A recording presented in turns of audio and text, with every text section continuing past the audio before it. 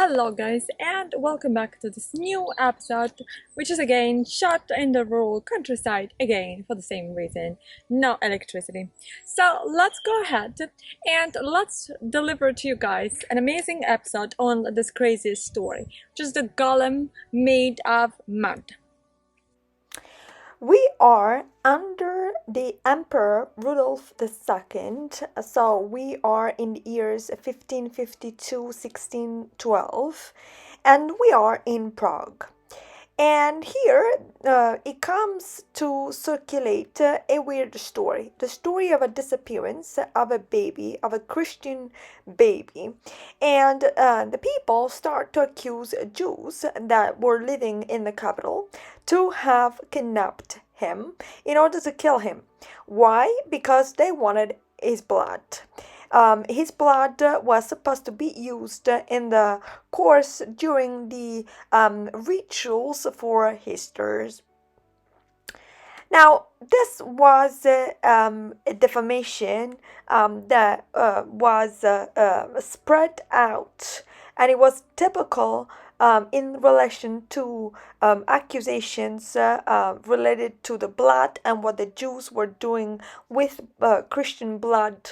And that was typical of the Middle Ages, or starting from the Middle Ages, where the Jews became scapegoats in Europe.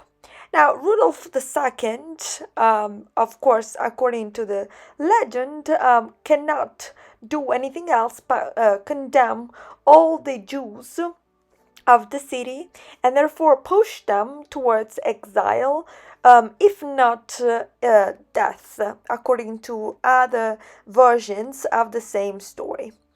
It is in front of this threat, in front of this menace that was looming on Jews, that a rabbi, Judah Liu ben Bezalel, known as Rabbi Liu, decided to intervene.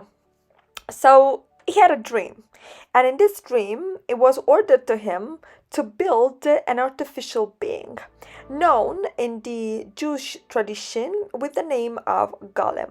So Rabbi Liu asked for help to other two friends, other two rabbi, and the three of them moved to temporarily, at least, to the shores of the river Moldova.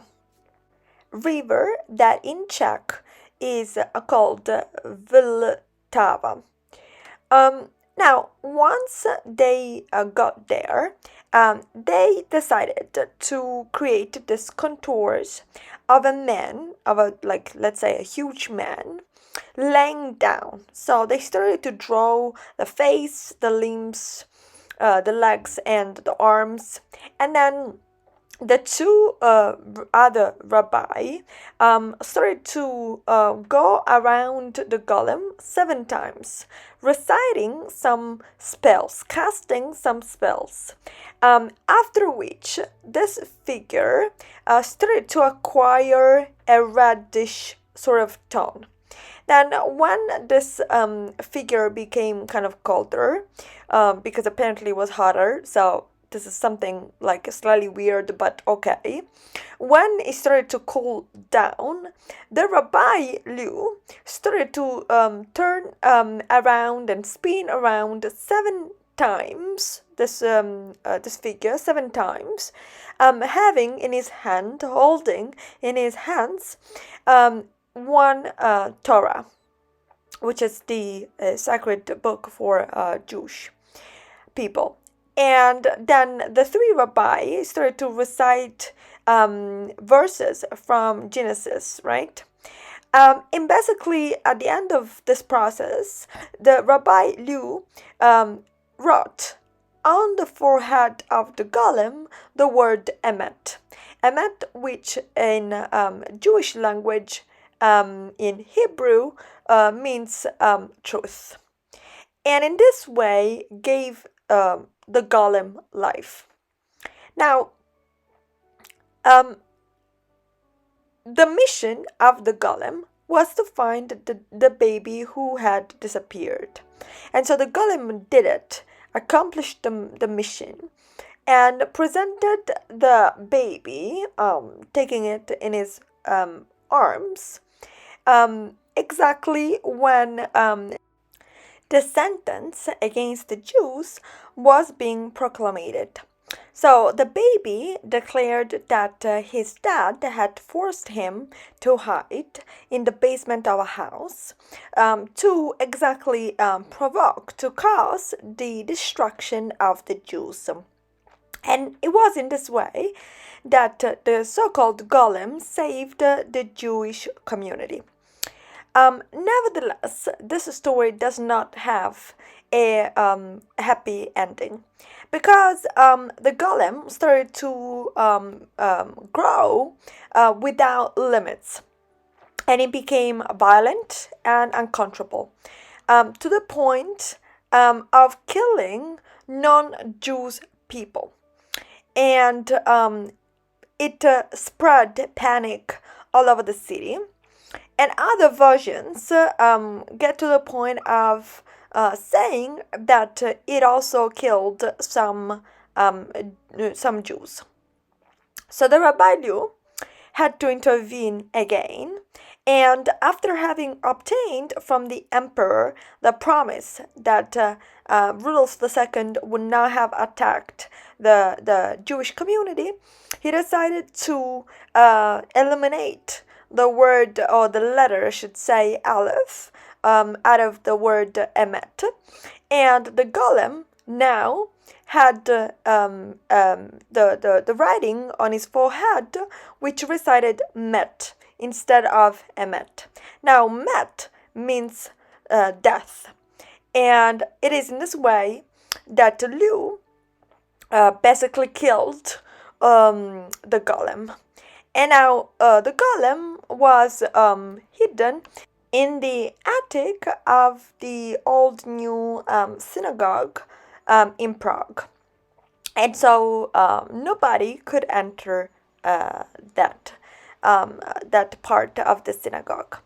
Now, the story of the golem attracted many writers and also many filmmakers, in part due to the resemblance of these stories with that of the monster Frankenstein. However, in the case of the golem, we are in front of something else, something more than just a sci-fi sort of creation, because the theme is very much entrenched in the Jewish religious tradition, and it is inspired directly from the Bible. In the Genesis, it is narrated how God created Adam, and the word Adam has the same root of the Jewish word Adamah, which means land. And so it is through the pneuma, which is a Greek word, through the vital blow that God gives life to Adam. Now, some rabbis attributed to the golem a mystical sort of meaning, and they thought there was a metaphor for a spiritual awakening. Others, on the contrary, started to think that the biblical prophet Jeremiah had created the golem. During the Middle Ages, the work that is known as the Book of Creation, and it's a work inspired by the Kabbalah, known in Hebrew as Sefer Yetzirah, had become the main source for magical formulas, right? And through them, it was believed that it was actually possible to create from scratch, so to speak, a golem. And so, for instance, it was advised to rabbi not to work by themselves, and always to carry out activity of purification, and to always use a virgin land. Now, the Jewish legends passed down by the Talmud, narrate that a bunch of different rabbis had created golems. And any man, for the record, any man who was wise enough, close to God enough, had this power of being able to create golems. And the folklore, Jewish popular folklore of the Middle Ages was also a point of reference in the literature and in the tradition for rabbis and, again, people closer to God, to be able to, for them to create a golem.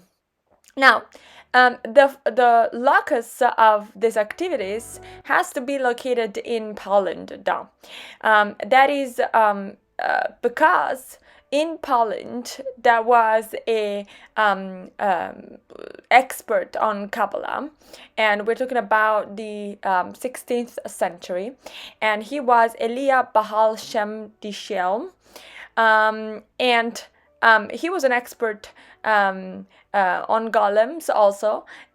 It was said that he had created a golem that every day, day by day, was becoming bigger and bigger, and bigger in general than anybody who had lived in his house, to the point that he had to kill him. And what he did to kill him was exactly to remove a letter from the writing in his forehead, which is exactly what we have discussed for the mud golem created by the Rabbi Liu. Now, this association of the golem with the city of Prague was made much later, apparently in the 19th century. It was Franz Kluchkok, who was a journalist and expert on folklore, to first mention the story in 1841, and then there was a short novel published on a newspaper, newspaper in Prague, and then Weisel in 1847 collected a different version. The relationship, the complete relationship, got published in 1909 by Udall Rosenberg, who was a rabbi and a judge. And it was exactly Udall Rosenberg to spread this rumor of the golem made by Jewish in Prague, which, by the way, is totally incompatible with the tolerance demonstrated by Rudolf II towards the Jews at that time. In any case, the golem and the figure of the golem has always been alive in the Jewish tradition as a metaphor of the arrogance of the human being, that who wants to do everything that is prohibited to him, right? And in this sense, it reminds us of another monster, that of Frankenstein.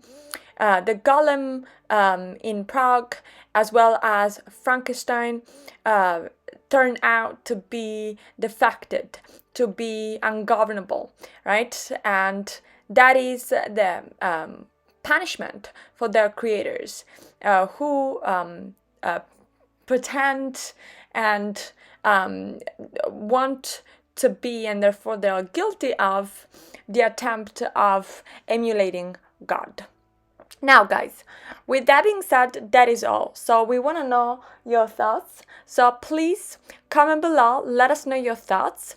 And of course, we'll talk sometime in the next video about a new topic.